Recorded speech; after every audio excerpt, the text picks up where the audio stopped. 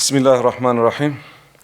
Kıymetli basın mensupları ve ekran başında bizi izleyen değerli vatandaşlarımız, sizleri sevgiyle, muhabbetle selamlıyorum. Partimizin iç ve dış gündeme dair fikirlerini, düşüncelerini paylaşmak adına karşınızdayım. Her şeyden önce biliyorsunuz 2 gün önce işgalci İsrail, Filistinli rehinler için yine bir vahşet, bir soykırım kararını aldı. Ne devleti, ne bakanı, ne de meclisi meşru olmayan işgalci İsrail, Filistin'deki esirlerin idam edilmesine yönelik bir vahşete imza attı. Ve bunu dünyanın gözleri önünde kararını aldı. Bunlar hiçbir ilke, hiçbir hukuk ve hiçbir ahlak tanımıyorlar. Bu vahşetini dünyanın gözü önünde işlemeye devam ediyorlar. Bu Filistinli esirlerin içerisinde 4.000 ya da 5.000'e yakın işlerinde kadın var, çocuk var, gazeteci var ve maalesef bunların hepsinin işte şu an aldığı karara göre bu suçsuz, tamamen kendi toprakları için, kendi haklarını savundukları için, Filistin'in haklı ve meşru davasını savundukları için bugün idam edilecekler. Ve 11.000 yakın şu an Filistinli işgalci zindanlarında kalıyor. Bu yönüyle artık çok şey konuşuldu. Basın açıklamaları çok yapıldı. Kınamaların çok yapıldı. Maalesef bunlar hiçbir kınamadan anlamıyorlar. Onların dili olan İbranice bile bu soykırımcılarla konuşsanız hiçbir şey sizden anlamazlar. Onların aslında anladığı tek bir dil var. O da güçtür. O da namlunun dilidir. Bunların anladığı tek dil budur. Bugün de bizim ülkemiz olarak biz ne yapabiliriz? Ve biz bu kardeşlerimize nasıl sahip çıkabiliriz? Bu insanlık suçuna karşı nasıl bir duruş sergileyebiliriz diye bize de düşen görev ve sorumluluklar vardır. Her şeyden önce biz diyoruz ki terörün yuvası olan, terörün gözleri olan İncirlik ve Kürecik üsleri derhal kapatılmalıdır. Bununla birlikte Ceyhan boru hattı, bu soykırımcılara yakıt götüren bu boru hattının kesilmesi lazım ki bu soykırımcıların da nefesi kesilsin. Aynı şekilde ta 2023'te verdiğimiz çifte vatandaşla ilgili, soykırımcı çifte vatandaşla ilgili bir kanun teklifimiz var.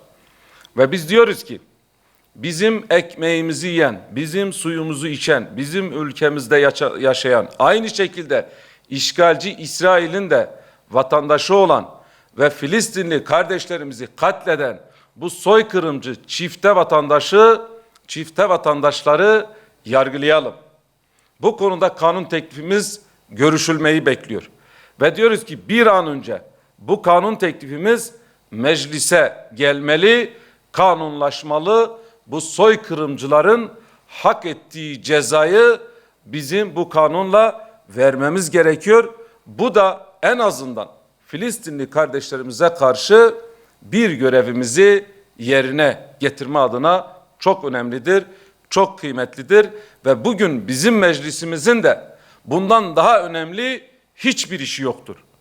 Bir tarafta eğer kardeşlerimiz soykırıma uğruyorlarsa bu meclisin en önemli işi bu soykırımcıları yargılamak olmalıdır diyorum. Diğer bir konu, biliyorsunuz her yasama yılında bir milletvekili bir sefere mahsus bir verdiği kanun teklifi genel kurula getirme hakkı var. Daha önce önceki yasama yılında ben de bir kanun teklifini genel kurula getirme hakkımı kullanmıştım ve bunu öğrenci affı için kullandım, öğrencilerimiz için kullandım, gençlerimiz için kullandım ve dedik ki üniversiteyle ilişkiyi kesen, bu konuda farklı sebeplere bağlı olarak, maddi sorunlardan kaynaklı olarak ya da ailevi problemlere bağlı olarak, maddi imkansızlıktan dolayı üniversiteyle ilişiği kesilen tüm öğrencileri kapsayacak tam kapsamlı bir öğrenci affı olsun. Ve bu öğrenci affında yüz kızartıcı, suça karışmamış tüm öğrencileri kapsasın. Sadece lisans, ön lisans, yüksek lisans, doktor öğrencileri ya da azami süre mağdurları değil. Tüm öğrencilerimizi kapsayacak kapsamlı bir öğrenci affı olsun. Bu yönüyle YÖK'le bir görüşme sağladık. Aynı şekilde Eğitim Bakanımızla görüşme sağladık. Meclisteki Eğitim Komisyon Başkanı'yla görüşme sağladık. Israrla bu gençlerimizin hepsini kapsayacak bir kapsamlı öğrenci af çıksın diye talepte bulunduk. Şu an evet gündemde öğrenci affıyla ilgili çalışmalar olduğunu artık medyada, basında hepimiz görüyoruz. Ve bu yönüyle yine öğrencilerimiz tedirgin. Çünkü çoğu gençlerimiz umudunu bu afa bağlamış. Ve tekrar ediyoruz, tekraren söylüyoruz. Bu çıkarılacak af bir kesimi, sadece bir mağduriyeti tek gidermesin. Tüm öğrencilerimizi kapsayacak tam bir tam bir kapsamlı öğrenci affı olsun diyoruz. Yüz kızartıcı, suça karışmamış tüm gençleri kapsayacak şekilde tam kapsamlı bir öğrenci affını talep ediyoruz. Bununla birlikte aslında bu yılda yine yeni yasama yılına başladık ve yine bu yasama yılında da bir hakkım var. Bu kanun teklifini, verdiğimiz kanun teklifi genel kurula getirme adına bu sene de yine hakkımı gençlerimizden taraf kullanacağım ve bu kez madde bağımlılığıyla mücadele konusunda bir kanun teklifini daha önce 2025'in Aralık ayında meclise, Türkiye Büyük Millet Meclisi'ne sunmuştuk ve bu gün itibariyle dilekçemizi verdik. İnşallah bu yasama yılında da bu gençlerimizin bu maddeden kurtulması, ruhlarının özgürleşmesi, bu madde illetinden, bu zehirden kurtulması için inşallah bu hakkımı bu kez bu kanun için kullanacağım. Çünkü uyuşturucuyla mücadele konusunda ciddi manada kanuni boşluklar var. Ve bizim bu kanun teklifimizde öngördüğümüz en önemli şeylerden biri torbacılarla uğraşmak değil.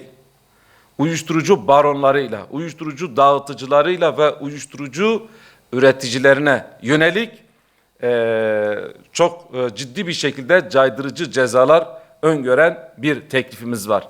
Biz diyoruz ki bataklıkla, sineklerle uğraşmak yerine bataklığı korutmak gerekiyor. Ancak bu şekilde biz gençlerimizi kurtarabiliriz. Diğer bir konu bu kanun teklifimizde öngördüğümüz, maalesef bugün madde bağımlısı bir genç zorunlu tedavi olacak diye bir şart yok. Böyle bir kanun yok. Bundan dolayı ya Sulh Hukuk Mahkemesi'nin kararına bağlı olarak ya da isteğine bağlı olarak bu konuda bir tedavi olacak. Biz bu yönden diyoruz ki madde bağımlısı tedavi olmak zorundadır. Hiçbir şarta, hiçbir şurta bağlamadan bir kişi madde bağımlısıysa bu şahıs tedavi olma zorunluluğu olmalıdır. Çünkü biz yakın tarihte çok gördük. Zorunlu tedavi olmadığından dolayı maalesef madde bağımlısı hem annesini katletmiş, hem yakınlarını katletmiş, hem eşini katletmiş, hem de farklı kirli suçlar işlemiş. Trafikten tutun her suçta neredeyse madde bağımlılığının da içinde olduğunu görüyoruz. Bundan dolayı bağımlı şahıs zorunlu tedavi olacak. Diğer bir yönde sadece TCK'da değil, aynı şekilde medeni kanunda da bu konuda o kısıtlayıcı denen bir durum var. Yani bazıları işte arsasını, evini, arabasını satamaz diye bir kısıtlayıcı durum var. Biz diyoruz ki bu medeni kanunda da aynı şekilde alkol veya uyuşturucu bağımlısı olan şahıslar zorunlu tedavi olmalıdır.